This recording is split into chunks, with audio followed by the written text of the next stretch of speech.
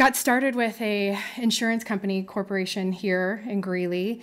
And I went to an interview and everything looked good on paper. I thought I did all my things I needed to do. And they're like, okay, we're going to hire you. It's going to be an entry-level position, and you're going to start in our mailroom. Mm-hmm. And I was devastated.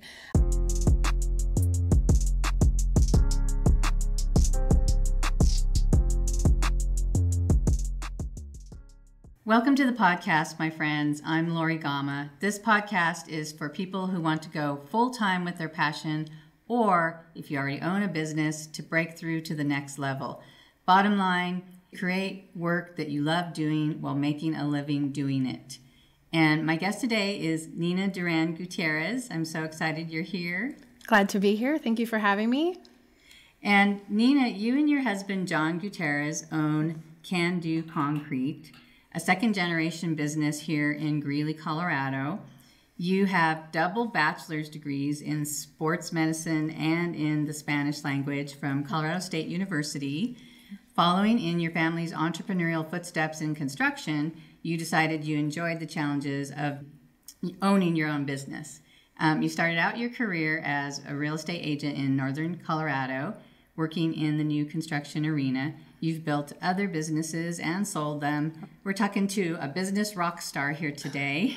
I'm so excited you're here.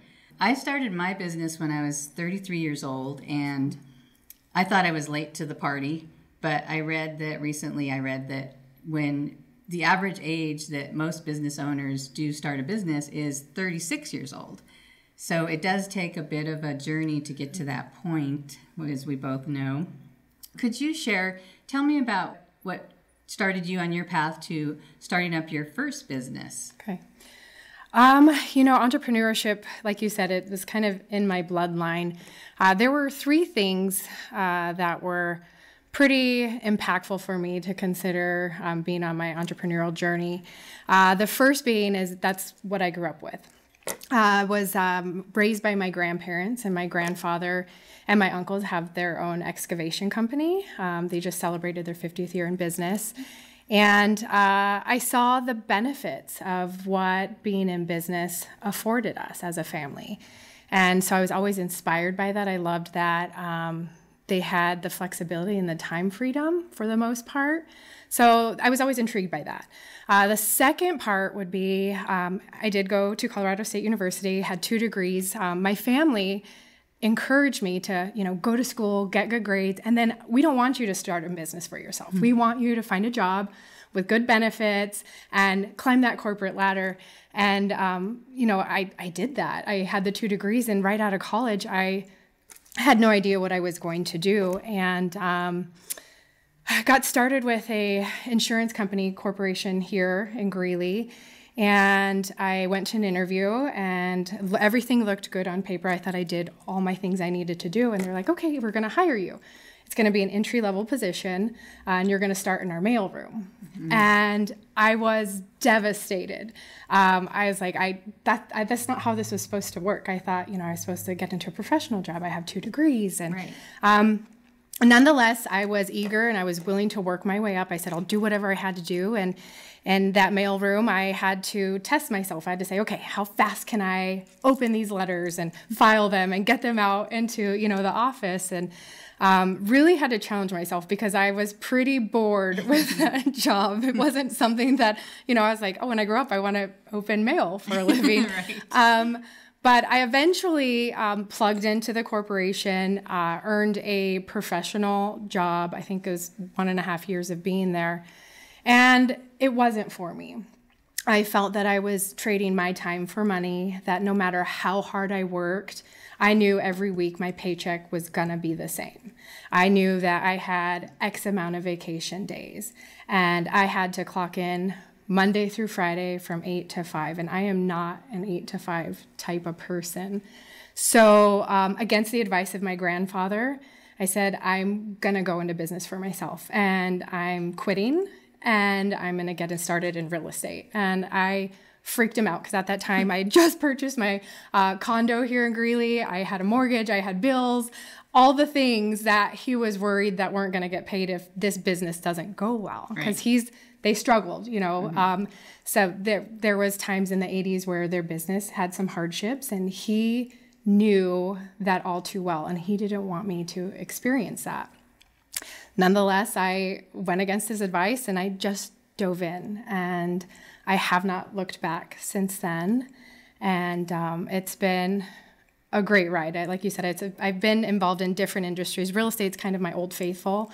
I'm still very active in it as an investor, and currently my husband and I are almost done with the flip here in Greeley. But it's in my blood. I love it. I love the freedom and the flexibility and the ability to work hard and sometimes not work hard and get the chance to do other things that I like to do. Right, right. So you've done something that I have on a magnet on my refrigerator. It says, create a life that you don't have to take a vacation from. Yeah. And yes, you're very blessed, and I'm very blessed too, because I've managed to do that myself as well. And hopefully we're going to inspire others to do the same. What were your initial goals when you first became a business owner, and whether that be your first business, second, third, or the current business that you co-own with your husband? Yeah, I'm going to be really honest with you. When I got started in business, it was all about making money. I wanted to make as much money as possible. I was intrigued by that lifestyle. I grew up when I was in high school, I lived with my mom and my stepfather. So I grew up in a household that money was an issue, that they lived paycheck to paycheck. My stepfather was an alcoholic, and there were a lot of hard times in that home where money was going to his addiction rather than, getting the bills paid. Yeah. And it was very uncomfortable. And I just knew that wasn't the lifestyle. I didn't want money to be a problem for me, to be a stressor for me. And that was my only way out, is to say, hey, I'm going to be the master of this, my plan, and I used to tell people a lot that my intention was to live life by design and not by default. And I am also a control freak. I like to be in control of things. So I like to be able to predict my outcome as much as possible. I love that, to be in control of your fate and live life by design and not by default. I love that. What have been some of the biggest challenges as a business owner? There's, I can think of so many myself, but what comes to mind when I ask you that? What are some of the bigger challenges that people who are not yet owning their own business yet, or they're in their business and maybe they're young in their business, what are some of the challenges that you've gone through that maybe they can keep an eye out for or relate to? Yeah, I would say I was a young entrepreneur. So I think my very first entrepreneur opportunity happened when I was 10. So for me, as I grew older and wanted to for sure set on this journey, I was an introvert. I am an introvert. I am not, and it's funny when I tell people this because they look at me and they're like, you're kidding, but no, I'm very quiet. I am not as outgoing as may come across, and I was terrified of rejection. I was worried that I was going to feel vulnerable and people weren't going to like what I was going to do. And that was a huge obstacle I had to overcome in the early years, is having that confidence and knowing that when you set out to be in business for yourself, there are people that are going to say no. And the more you can get through the no's, you'll get through the yeses. And the yeses start to stick eventually. But that was a hard time for me, just really putting myself out there and getting in front of people. Right. And I felt like I was on display or something. But I feel that when people are starting out in their journey, that could be a typical, there'd be something that it would prevent them from doing that. Right. I can totally relate to that, because to this day I continually amaze my mom. Hi, Mom. Because I was really shy in high school especially, and she's just amazed every time she sees a video I've done or that I've spoken somewhere. But my secret is I've read books. Right. So I read a book that showed me how to prepare for speaking engagements. 90% of it is just the preparation and rehearsal, and people are in the audience there to root you on, so they're on your side, so it's going to be okay. So books have really helped me, and reading just things online as well. How do you measure success? Nina pre-kids or Nina post-kids? Pre-kids and then Pre-kids, post-kids. okay. So pre-kids, my measure of success was building wealth. I got started into real estate because I wanted to be an investor. My family has owned property, and I felt that that would have been a great avenue for me in the long term. So for me, it was, okay, how many properties can I buy and can I hold, and like how can I build my generational wealth? That was my success. So I think that was it stemmed from the reason why I got started in business was I wanted to make money. I wanted to be able to have money to help me, but then maybe help myself, help my mom. They went through foreclosure and bankruptcy, so I felt like I wanted to help them get through some of those hard times. The drawback on that is I think that I became a workaholic. I spent a lot of my time working. I couldn't turn it off. I didn't know how to turn it off, and it led to an eventual burnout. So now we're talking post-kids, and running a business is hard anyways. It's not easy. I never say it's easy. You just want to make it worth it. But when you add raising children in the mix, because they don't come with manuals, so it's like kind of you're running a business that way because you're trying to figure out how to grow these children. I think my measure of success is, am I doing the things that fill my cup? Like, am I able to spend majority of my time with my kids at their activities? Am I able to structure my work around their life? Like when they come home, am I able to feed them a home-cooked meal most of the evening? I mean, we eat out, but my goal is 80% of the meals are going to be cooked at home. And am I happy with how I'm living my life? I think that's how I measure it now. Money can come and go, but I feel like your happiness, you can't buy that. Right. That's so true. I really, really love that. I took a peek at your Instagram, and your bio says, I am a wife, a mom, a business owner. Sometimes I have superhuman powers. Most of the time I don't. Yeah. These are glimpses of what makes me happy. I really like that part. Sometimes I have superpowers. Most of the time I don't. Yeah. I can totally relate to that.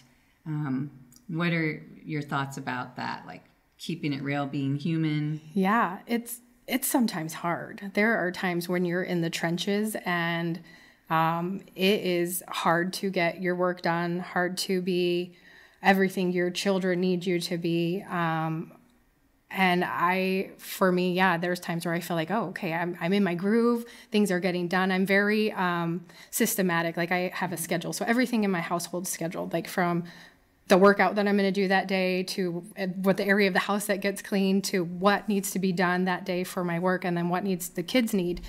There's times where I'm crushing it, and then there's times where I feel like it's crushing me. And it's just, I think you can relate to this. It's a balancing act. You know, there's going to be days when you're in business, there's going to be days where your business needs you, and you're going to miss some kids' activities. So your business is going to get the best of your time, but then there's going to be the times where my kids get the best of my time. And I know that the seasons will change and things will adjust, and you've got to be able to just flow with that the best you can. Right. When I was young and owning my business in the early years, my son grew up with my business. So they were kind of both born in the same year. And so you're right, that balance of, your kids come first, of course, but it really is like growing two gardens and balancing nurturing of one garden and the other garden, because the business part is going to take care of things that will eventually take care of them, hopefully the rest of their lives. Right. And then, of course, just being there for your kids is the most important. And I think that's where values come in. Values, when you know your values and you've taken time to write them down, then when you feel conflicted about things, not just about kids' work, but other things in life and work, those values really come into play. So it took me years before I even knew that I should know what my values are formally. I mean, I had them like raw in my head and heart, but I actually took time to finally write them down, and that has helped me a lot. Yeah. What are your thoughts about having values Do you think they're like guiding lights? I definitely think they're guiding lights. I think that they're principles that will help you live the life that you want. I think it's important that, my children and your son are able to be witness of females that, yes, they can be in business for themselves, but my mom can also make sure that things are handled in the household. Like it's good for them to see you do all sorts of things. I think as they get older, and my children are still really young, I think they'll learn to appreciate that and hopefully be inspired by that to follow their dreams and their passions. And then when they can watch me do, my work and see, I love community involvement. I love being in business for myself, but then they get to be able to take part in those values. They see those values. So it's not the values that I'm telling them. They watch it by me doing it. And I think that's invaluable. Right. You're creating this like organic blueprint for them to follow or model if they want to. But if they want to. Yeah, it's really good. Yeah. Let's switch gears for a second to help our viewers possibly figure out like how did you manage the financial aspects, especially when your business or your other businesses were really young. I know that early on in my business, it was a struggle financially for a while because you're figuring things out.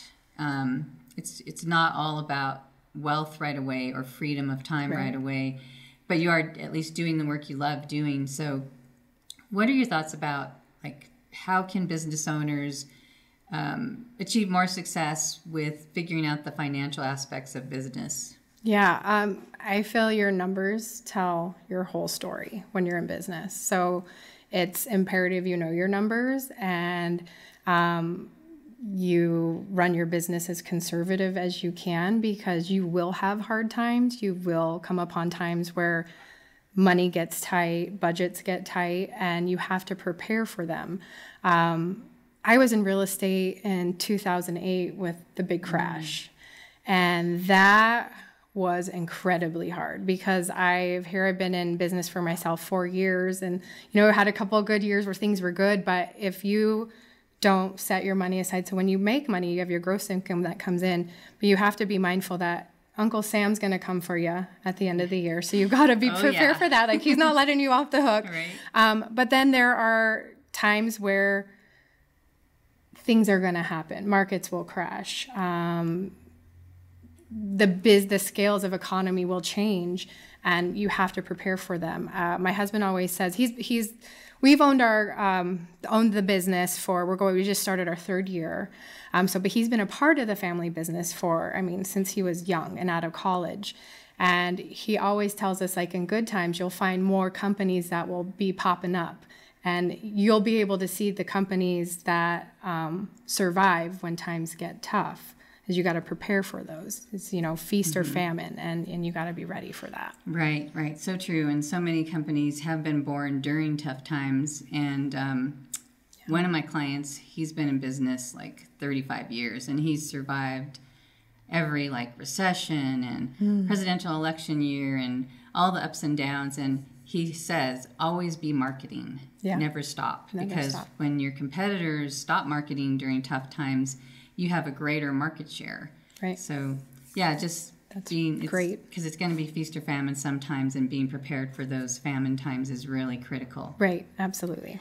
And I do have some resources I wanted to share with our viewers, and I'm not sure if you've heard of these. You probably have because you're a rock star business owner.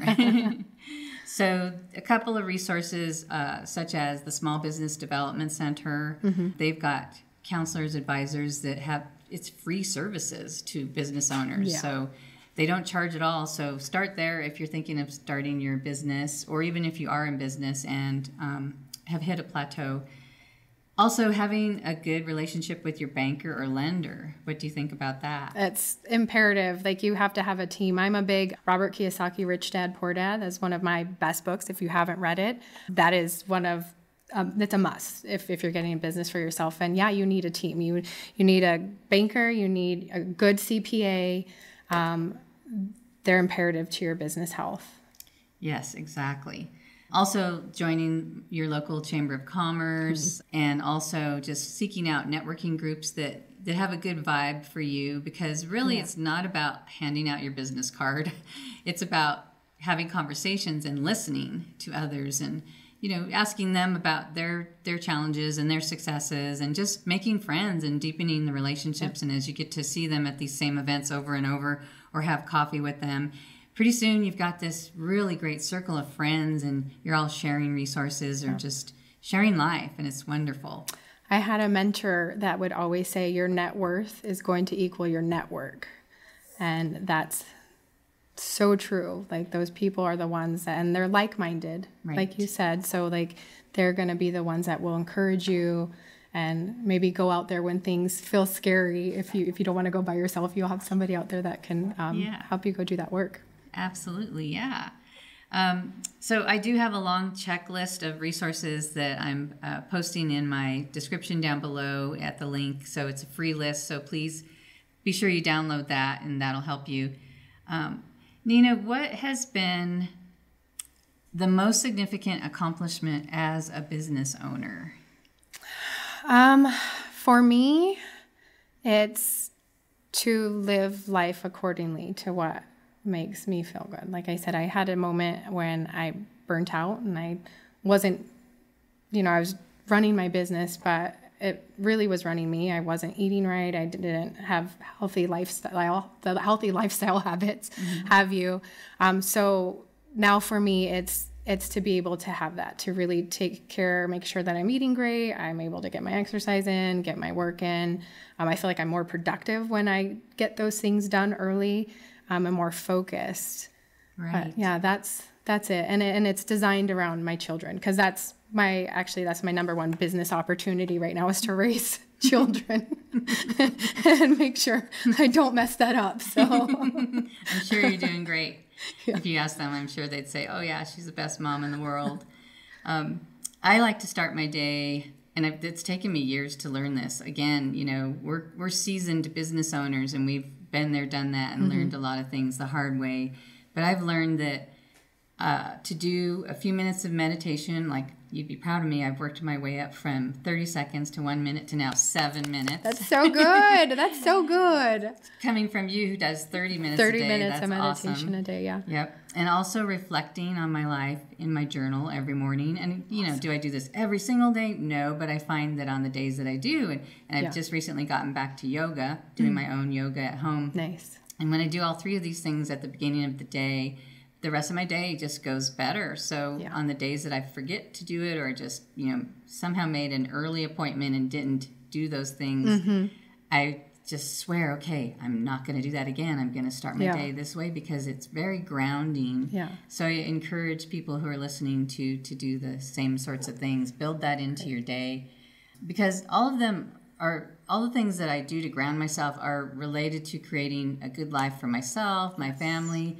and my community. Yes. And speaking of community, you are a great volunteer and philanthropist in our local community here. Oh. Tell me about the things that you've done. We got to both serve on the board of directors of United Way of Weld County. That's fun. You served for many years and just recently retired off the board, because you put in many good years there, and thank you for doing that. Oh, thank you. And I feel like, it was a blessing, because I get to meet people like you and build that connection, and, get to connect with people that I think we're a lot alike, very like-minded, driven, and our values, kind of our alignment with that. But yeah, community involvement has always been my thing, ever since I was young. My grandfather has apartments.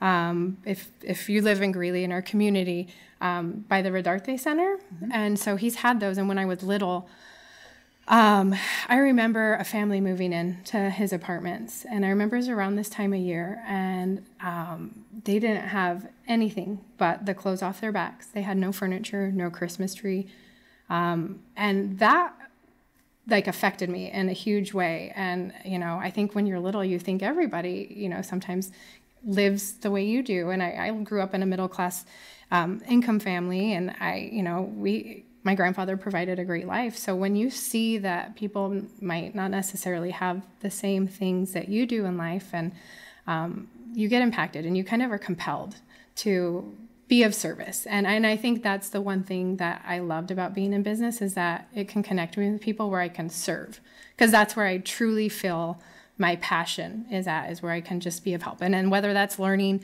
the community service opportunities in our community and being able to advocate for them. I'm a huge early childhood development advocate. Like, I think early childhood education is so important in our community. So anything that stems from that, like, I want to be a part of that. I actually, Lori, just accepted and was voted in on the board of directors for North Range Behavioral Health here. Oh, great. Which I'm really excited about. I've been very public on my social media platform about my own experience with, I was diagnosed with general anxiety disorder and suffered many panic attacks at an early age of 19.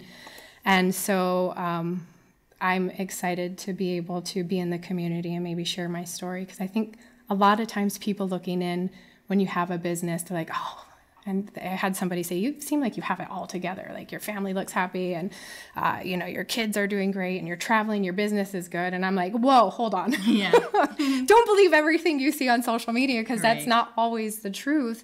And that compelled me to really kind of share my story with my anxiety disorder and be vulnerable.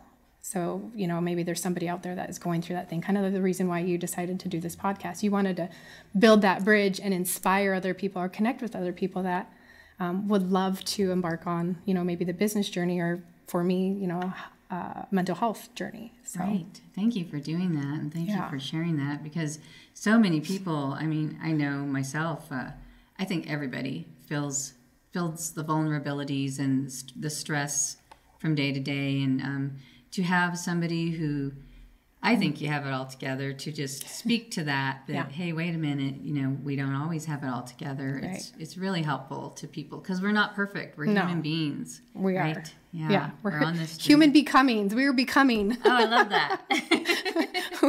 We're becoming, and we're working. I think that's just it, is you just work hard and continue to try to be a better version of yourself each year. Right. And as long as you can do that, you're winning. So, the Nina of today, if you could get in a time machine and go back in time to when you were 20 years old or so. Yes. What would you tell yourself? Oh, gosh. So many things. Don't do this, don't do that. Keep going. I think for me, if I went back to my 19-year-old self, I would say, keep going. You're doing great. Just do it. I think when I wanted to get in business for myself, I had a lot of moments of inspiration. Like, I feel like, and we've had this conversation before, like, I feel like God's whispering, like, he's putting something in my belly, stirring something up to tell me to take the next step. And there was a lot of times where that step was hard to take, and it was heartbreaking to take. And I would just tell her, just take it, follow it, because you're going to end up where you're supposed to be. Like, right? Nothing that I tell myself, what's for you will be for you. It won't be taken from you, and you just go, do it. I love that. Yeah. I love that. Yeah. And I would tell my 20-year-old self, be brave. Yeah. Fear, you're afraid, but just step through it, which is easy for me to tell my 20-year-old self now, knowing what I know. Yeah.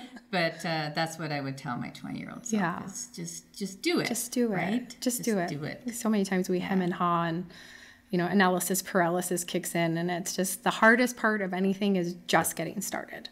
Right. And you're not going to have everything figured out right away. It's just, you're going to figure it out as you go. But if you don't get started, you won't be able to do that. So. Right. Yes. Thank you so much for doing this. This has been really great, really incredible. Awesome.